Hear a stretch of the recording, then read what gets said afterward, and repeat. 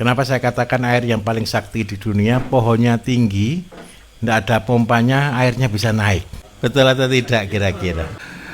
Terus yang kedua ada unsur K di sini, betul ya? Berarti dia juga banyak mengandung kalium. Terus yang berikutnya lagi, pernah dengar enggak orang infus air kelapa itu sebenarnya persis sama dengan kebutuhan cairan tubuh kita. Berarti dia mengandung apa? Sehingga ini ketika seger dulu. Siapa yang pernah sakit tipes di sini?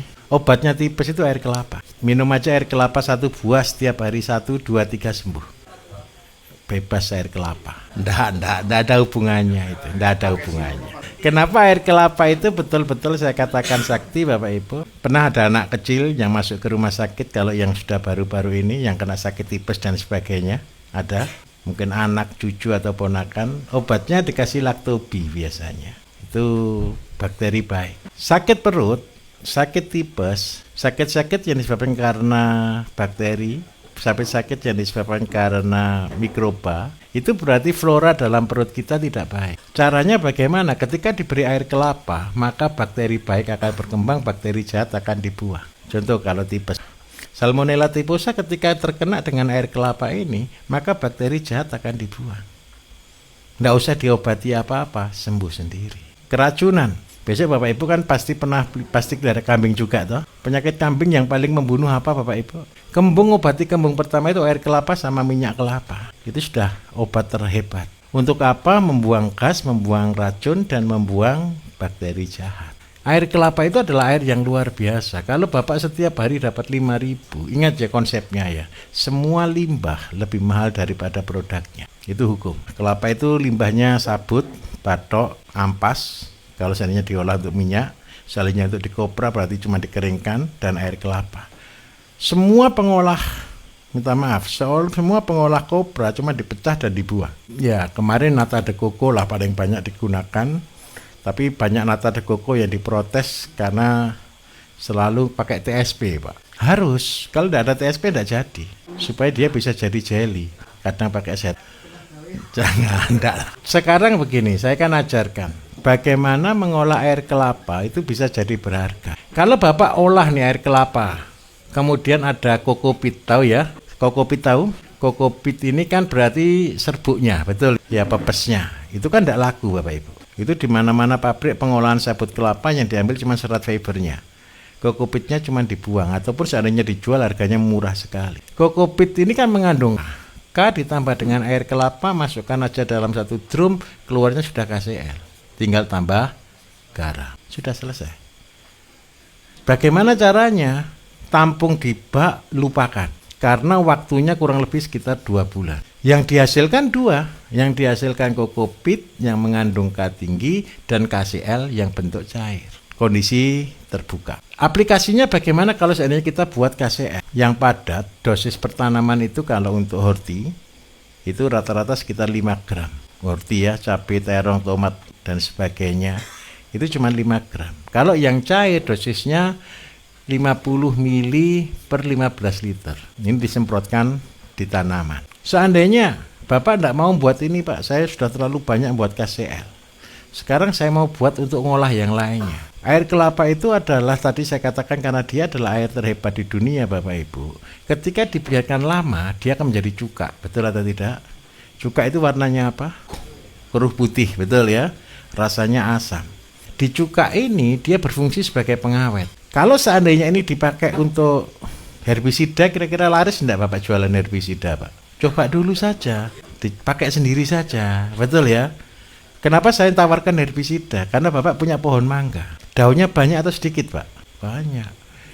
Jadi air kelapa ditambah jangan dibentuk cuka, ditambah dengan daun mangga. Ini jadinya herbisida. Apa? Loh, daun mangga itu untuk membunuh alang-alang. Daun mangga ini untuk membunuh alang-alang. Gimana? Digiling lah, digiling. Semua jenis mangga, asal bukan sarung mangga. Gimana? Bedanya di sini. Dosisnya tetap sama, 20, 80.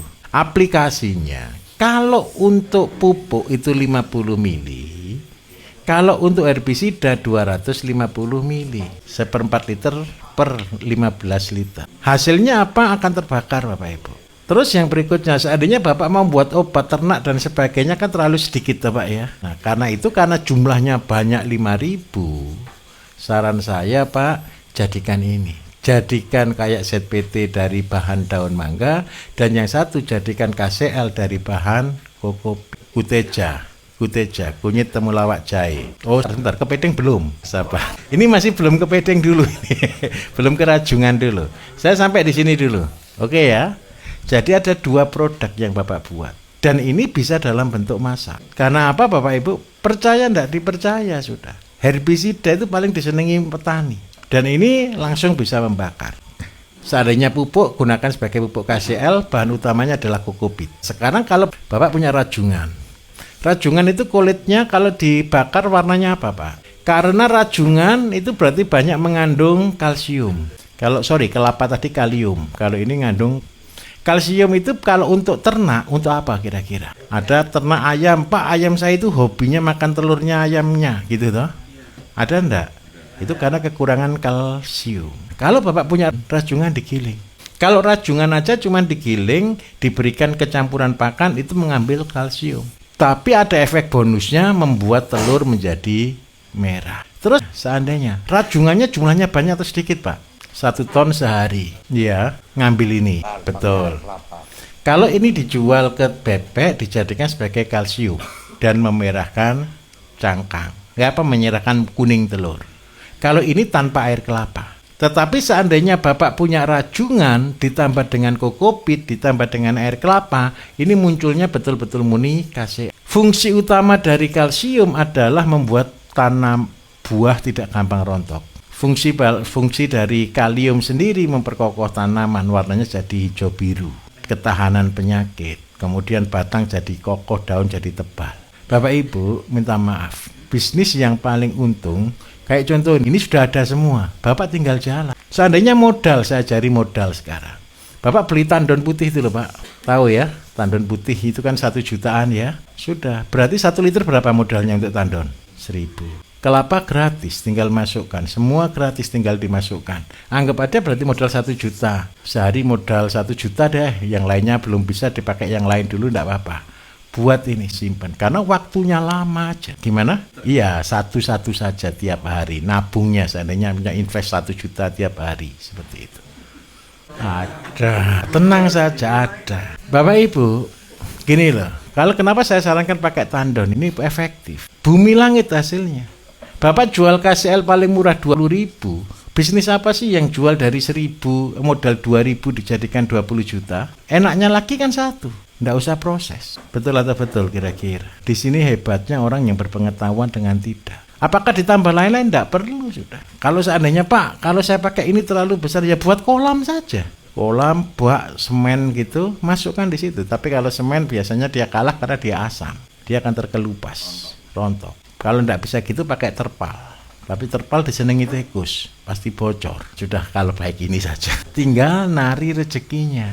Bapak tidak usah semua digarap dulu. Iseng-iseng berhadiah saja. Buat aja 1-2 kali tandon. Ini cara saya kerja Bapak Ibu. Mulai dari 1 atau 2 tandon dulu. Simpen dulu 2 bulan jadi baru dijual. Nanti hasilnya jangan dinikmati dulu Pak. Belikan tandon semua. Proses lagi. 3 bulan, 4 bulan bisa laku, proses lagi semuanya. Kalau sudah sampai punya 100 atau 200 tandon, lupakan. Itu sudah mesin uang yang bergerak. Bapak Ibu percaya ya, saya kasih tahu.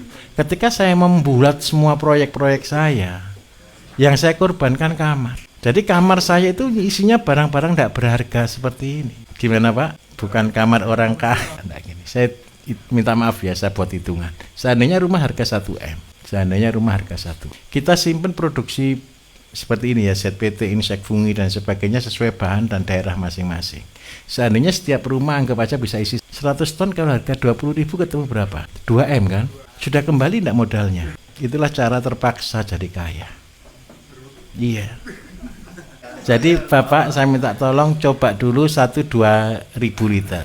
Nanti ketika Bapak jalan-jalan ada orang jual tandon bekas, tampung. Ada orang jual bekas, tampung. Bapak Ibu pernah dengar cerita saya yang sapi 7 bisa pendapatan 2,5 miliar. Itu kan konsepnya sama. Yang saya punya cuma kotoran sapi sama kencing sapi loh. Saya tampung terus. Itu Bukan semua saya tampung, ya banyak yang hilang juga. Saya beli tandon juga belum tentu punya uang terus tiap hari. Dapat uang saya belikan tandon satu, dapat uang saya belikan tandon satu, dapat uang saya belikan tandon satu, sampai semua terkumpul sampai 50 ton itu berhenti bukan karena saya tidak beli tandon lagi, karena tempatnya sudah tidak cukup. Paham maksud saya ya? Karena tempatnya sudah tidak cukup. Ketika tempat itu sudah tidak cukup Bapak Ibu, baru saya berhenti. Setelah saya berhenti, saya terus bereksperimen untuk menjual itu. Bapak Ibu, terbaik adalah mengajar. Praktekkan. Saya kasih tahu. Pertama kali saya caranya belajar mengenalkan pupuk organik. Saya keliling satu Kabupaten Mojokerto, 360 desa. Saya selesaikan. Setiap hari saya keliling. Ada yang beli? Enggak ada. Ya saya jalan saja. Ya ada sih, kadang-kadang cuma beli 10 liter, 20 liter gitu ada. Tapi kecil sekali. Waktu itu saya jual pupuk saya itu harga mulai dari 2.500 sampai harga 10.000. Nggak laku. Tapi ketika saya rubah konsepnya, saya naikkan terus kualitas produksinya, saya tambahi macam-macam lagi, saya tambah jeroan ikan dan sebagainya. Sama teman-teman dijual 100.000. Ketika dijual 1.000, barang 50 ton tuh habis setahun. 100.000 kalau 50.000 kan ketemu 5M. Saya dengan tim marketing bagi 2. Dari sanalah saya ketemu konsep. Seringkali Bapak Ibu kita itu tidak percaya diri. Tidak ada gunanya. Ketika saya dulu sebelum pakai tandon, rumah saya di kota Bapak Ibu, saya masukkan botol-botol air minum itu loh. Sampai tidak lebih baik dari rumah pemulung kok rumah saya kok. Kenapa kok saya pakai itu? Saya pakai perhitungan. Kalau pakai tandon 1 liter 1.000, kalau pakai air mineral itu 1,5 liter itu cuma Rp50. Sekarang ada galon-galon yang putih bersih itu kan cuma 2.000, lebih murah lagi, 5 liter dapat 1.000. Jadi ngitung biayanya dari sana. Nggak ada bim salah bim Bapak Ibu. Kuncinya satu, kita harus belajar menabung. Saya minta maaf, banyak orang selalu berkata apanya yang ditabung Pak, betul atau tidak? Tapi tolong Pak ya, jangan buang air kelapa ke pohon mangga Pak ya. Selesai, game over Pak. Karena nanti dia serangan jantung, terlalu banyak kaliumnya. Kalium itu nyerang jantung Bapak Ibu kalau terlalu banyak. Karena itu orang sakit gagal ginjal, orang sakit jantung tidak boleh terlalu banyak minum air kelapa.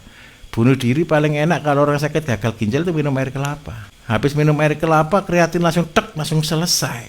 Kan bukan tidak usah minum racun kan, cuma minum air kelapa Pak. Tapi itu buat game over. Tidak boleh. Lah tanaman sendiri seandainya Pak saya mau pakai pupuk inilah yang Bapak kirim buat mangganya tingginya seberapa Pak? Yang 10 hektar Pak.